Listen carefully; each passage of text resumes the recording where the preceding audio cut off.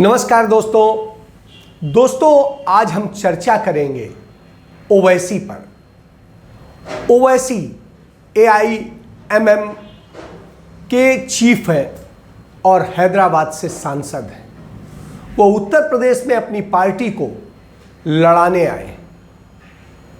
ओवैसी साहब का ये मानना है कि वो मुस्लिम वोट बैंक पर सेंध लगा सकते हैं और वो 100 सीटों पर चुनाव लड़ रहे हैं।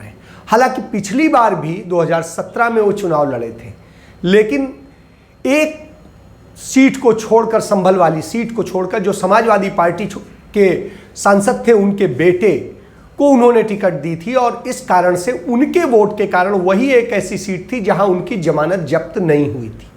लेकिन बाकी सभी सीटों पर 60 सीटों पर लड़े थे और 60 पर उनकी जमानत जब्त हुई थी। इस बार वो 100 सीटों पर लड़ रहे हैं और उनके लड़ने के पीछे जो वजह मानी जा रही है वो मानी जा रही कि उनको भारतीय जनता पार्टी से मदद मिल रही है। भारतीय जनता पार्टी उनकी फंडिंग कर रही है इस चुनाव के लिए। और वो ऐसा क्यों कर रहे हैं? क्योंकि उत्तर प्रदेश में मुस्लिम्स को सदैव पूरा प्रतिनिधित्व मिलता रहा। जो उनकी आबादी है उसके मुताबिक उनको प्रतिनिधित्व मिला है, उन्हें मंत्री पद भी मिले हैं और दूसरे अहम पदों पर उन्हें रखा गया है। तो इससे आप समझ सकते हैं कि कहीं पर भी उत्तर प्रदेश में मुसलमानों के साथ अन्याय नहीं हुआ है। हालांकि भारतीय जनता पार्टी की सरकार के दौरान कई बार ये सवाल उठे कि मुसलमानों के खिलाफ यह सरकार जानबूझकर अत्याचारी रुख अपनाती है और वह मुस्लिम्स के प्रति आक्रामक रहती है। इन सब के बावजूद मुस्लिम्स की स्थिति ये कह दे कि खराब हो गई है या बुरी स्थिति है, ऐसा नहीं है। नरेंद्र मोदी सरकार ने अल्पसंख्यकों के लिए, मुस्लिम्स के लिए बहुत सारी कल्याणकारी योजनाएं भी प्रस्तुत की हैं। बावजूद इसके जो आरोप हैं वो आरोप हैं। अब हम यहां पर ओवैसी पर बात क्यों कह रहे हैं? ओवैसी एक रैली करके आ रहे थे बृहस्पतिवार को, गुरुवार को, और वो रैली करके जब रैली स्थल से 70 किलोमीटर दूर एक टोल पे पहुंचे जो गाजियाबाद जिले में है, पिलखुआ में है, उस टोल के पास पहुंचे तो वो कई बार उस रास्ते से आए हैं और हर बार निकले हैं। एक VIP लेन है, VIP लेन 9 नंबर है, उससे निकलने के लिए है और हर बार वो उसी से निकले हैं। लेकिन इस बार वो उससे निकलने की बजाय लेन नंबर 16 से निकले और उसी लेन नंबर 16 पर 2 लड़के पहले से खड़े थे और जब ओवैसी वहां आए तो उनके ऊपर उन्होंने फायर किया। फायर उनके ऊपर नहीं किया, फायर गाड़ी के निचले हिस्से में किया, जो किसी के लिए मारने के लिए नहीं हो सकता है, जिस कट्टे से किया। और उसके बाद में उन दोनों लड़कों ने तुरंत पुलिस के आगे सरेंडर कर दिया और सरेंडर करने के बाद में बात खत्म हो गई। उनके समर्थन में हिंदू संगठन आ गए और वो उस पर बयान जारी करने लगे कि उन लड़कों के लिए वो लड़ेंगे, जाने क्या क्या करेंगे और कैसे करेंगे, सारी चीज़ें होने लगी। हालांकि मुसलमानों ने उस पर कोई बड़ी प्रतिक्रिया नहीं दी। इस घटना की निंदा जरूर की गई लेकिन किसी ने भी प्रतिक्रिया नहीं दी। अगले दिन शुक्रवार था।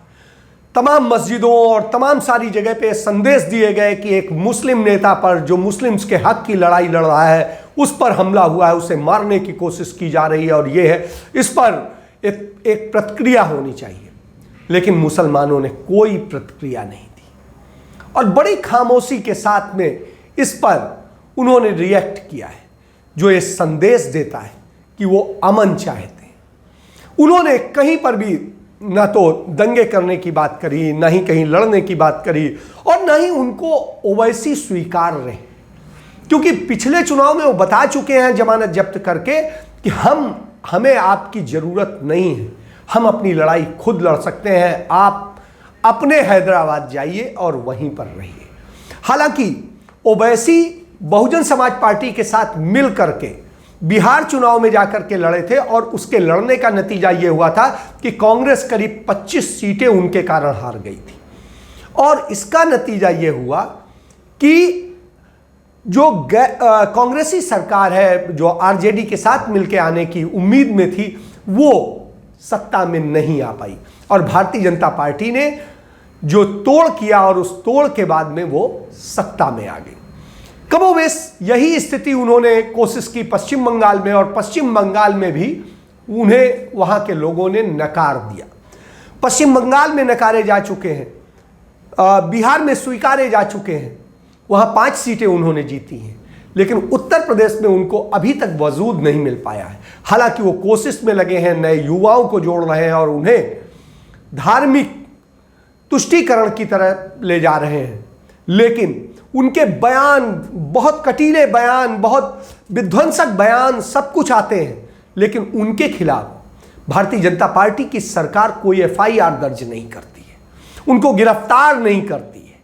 लेकिन दूसरे और लोग कुछ भी बोल दें, छोटा सा बोल दें, ट्वीट कर दें, या और दूसरी तरीके से फेसबुक या दूसरे सोशल मीडिया पे कुछ कह दें, तो नतीजा ये होता है उन पे मुकदमे भी दर्ज होते हैं, देशद्रोह के मुकदमे दर्ज होते हैं और गिरफ्तार कर लिया जाता है।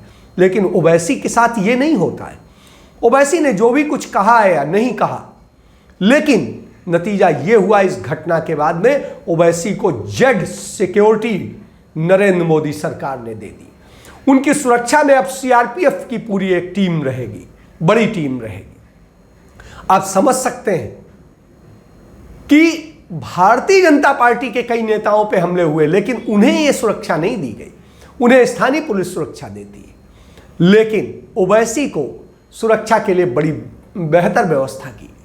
यही नहीं, उनके लिए तमाम सारी अन्य सुविधाओं की चीज की जा रही है। आप पूरी इसकी स्क्रिप्ट देखिए, जहां से सभा स्थल से चले हैं ओवैसी और जहां पहुंचे हैं, इस पूरे में जितना खेल झोल नजर आता है, किसी को भी चोट न लगे ऐसी फायरिंग है, किसी को भी कोई ऐसी चीज ना आए, जिन्होंने फायर किया उन पर भी कोई वो ना आए, उन्हें तुरंत जो है सरेंडर हो जाता है। वहां पुलिस का भी आदमी साथ खड़ा ही होता है और वो भी सरेंडर लेने के लिए खड़ा होता है। जो कट्टा होता है उसमें कलावा बंधा होता है जिससे फिंगरप्रिंट्स ना आए। तो इस तरह से आप समझ सकते हैं कि उत्तर प्रदेश को एक बार फिर से नफरत में जलाने के लिए कैसे खेल हो रहे हैं, और उस नफरत के बूते चुनाव जीतने की पूरी कवायद की जा रही है। हालांकि मुसलमान अब बहुत समझदार है, वो जानता है कि उसने प्रतिक्रिया दी तो हिंदू मुस्लिम होगा, और हिंदू मुस्लिम होगा तो यहां चुनाव दूसरी दिशा में बढ़ जाएगा।